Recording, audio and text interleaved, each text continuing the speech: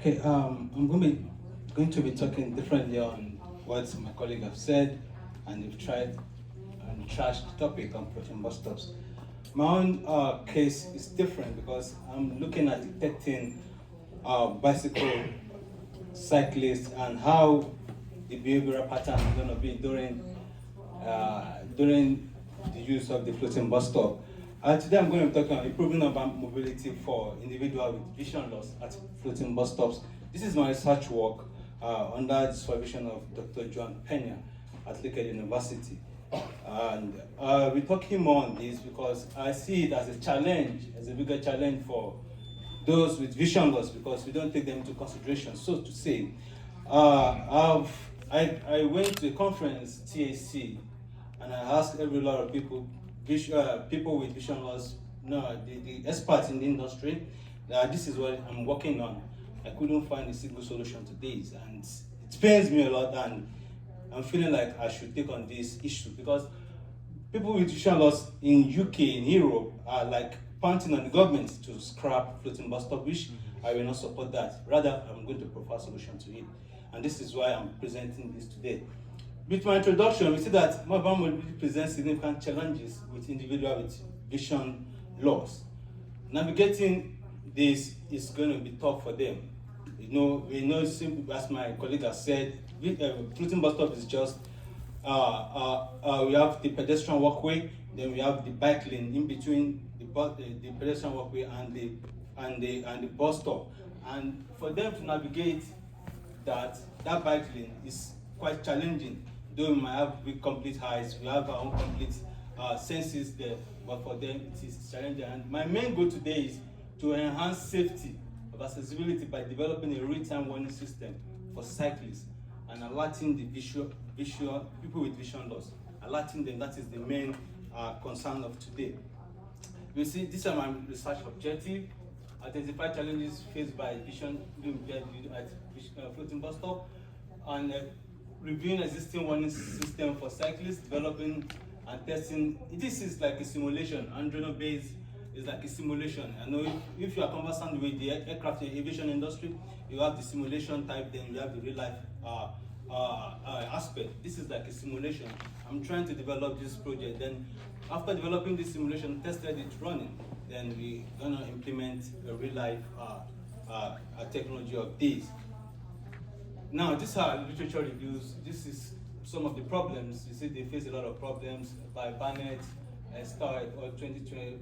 They also talked about the challenges faced by people with vision loss. And it's not so limited to them. We also look at people with disability, also wheelchairs. And if this technology came into existence and we were able to implement this, it will also work for everybody. This is also the challenges also I'm going to be addressing again. Mobility challenges is essential for fostering inclusion and influence in urban settings. We are going to ensure that accessibility is for everyone, even those without vision. The gap. We've seen so many researchers, they've worked on so many things, so many technical things, engineers have worked on so many things, but they refuse to fulfill one thing. The previous study required individuals to input data manually, and that is what I want to scrap. Let's take, for instance, when you are using the traffic light, you have to press the button. But for people with vision loss or people with visual impairment, they will find it so difficult to access that button, and that is where my research comes into play. I'm looking for a way to help them detect this by not using any human input. No human input. When they are in the right position, the technology will detect them, will pronounce the stuff to them, and they will be aware of their immediate environment. And this is where my research comes into play. When I say this, I'm using this as a simulation, just to test the technology before going into the real life implementation of building a very vast tech.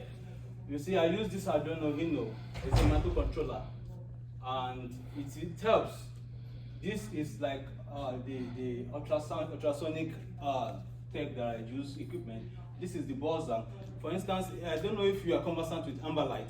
When you press the amber light, there will be a sound that you cannot cross the road. You cannot cross the road. This is what I'm bringing up at the real life situation. But I don't want any human input.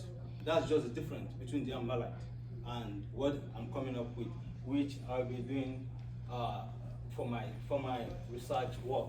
And these are the components we use: ultrasonic distance sensor, buzzer for the simulation. This is the wiring step. This is just at the initial stage. We are still starting up this stuff until we get to the final stage. Then we can now implement the pilot study, bringing people from part of the country, people with vision loss, to test this and check how effective it will. Well, I'm rest assured that if this implementation comes into play, it will be more effective. This is the schematic diagram for it. I know the electrical student or the computer student will be more familiar with this. This is the schematic diagram. And this is how it also works. Learning system of Arduino Uno. The technology utilizes an ultrasonic sound to identify the presence of bicycles.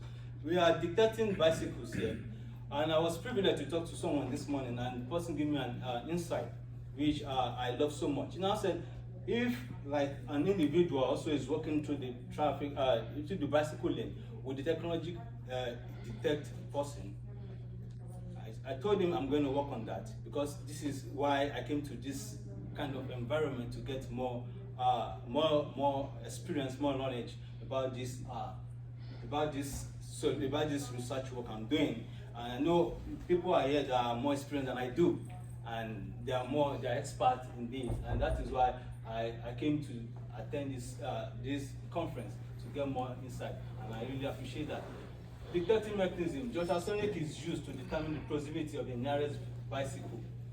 Now, when we implement this in the real life situation, we have the proximity whereby when the bicycle is on the bike lane, we have the proximity, maybe 1,000 meters, depends on how we're going to be placing this at that particular position. Then to detect it, then there will be a buzzer or a sound that will now come out, communicating that to the visually impaired, that you are at this place, please don't move, or if the bicycle is around, you will be aware of what is going on in your environment. And this is going to be the testing with this connection. I said this is just the starting stage. We are still building on it. There's still more to be done in this kind of simulation. This is just the starting stage. We are connecting the ultrasonic sensor to the Arduino, connecting the buzzer to the Arduino, uploading codes. We work on the Python code, and we have to input that code inside the Arduino Uno, so that it's a microcontroller, so that it will work effectively. I cannot be putting the code here because it will take a longer time of explaining this. Yeah, the future direction is conducting pilot program in various urban settings to test the effectiveness of the new technology. Yes, it is capital intensive if I want to do the real life implementation of this technology. And I've been talking to organizations for collaborations. I don't know, I'm putting it out here. If you're interested in this kind of thing, we can work together so that we can solve the solution. Instead of scrapping floating bus stop, we have to create the solution for people with vision loss. And there are some other things, research and funding models to support the deployment of the new technology, adapting solutions to different urban concepts, improving solution before broader implementation, and just the conclusion aspect of the whole presentation. These are the references, and thank you.